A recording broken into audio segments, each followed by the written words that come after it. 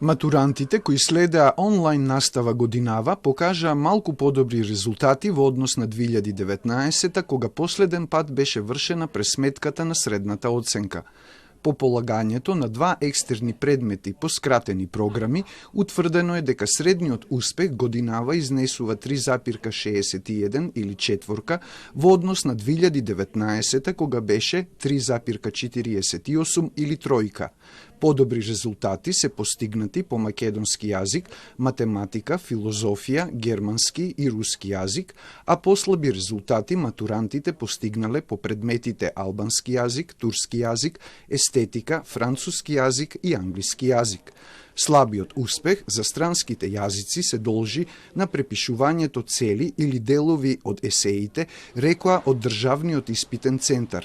Тие ги очекуваат официјалните извештаи од оценувачките комисии.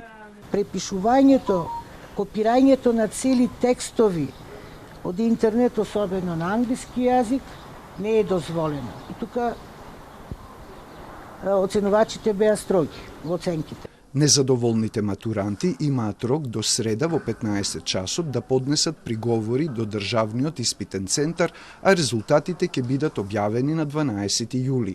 Оние матуранти кои повторно нема да ги прифатат резултатите, можат да се пријават по телефон на 13 јули, а следниот ден ќе имаат увид во нив во присуство на комисиите кои одлучувале по приговорите. За да не се поднесуваат многу неосновани, секој приговор ќе чини по 1500 денари, но целта не е да печели Државниот испитен центар, потенцира директорката. Колку повеќе приговори стигаат неосновани, толку повеќе време и енергија ќе трошиме како Државен испитен центар побрзо да ги објавиме резултатите по тие приговори.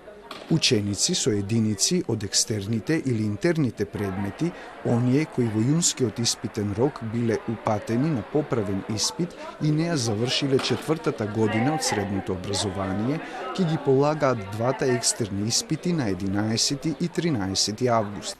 За полагање, тие ќе треба повторно да се пријават во училиштата.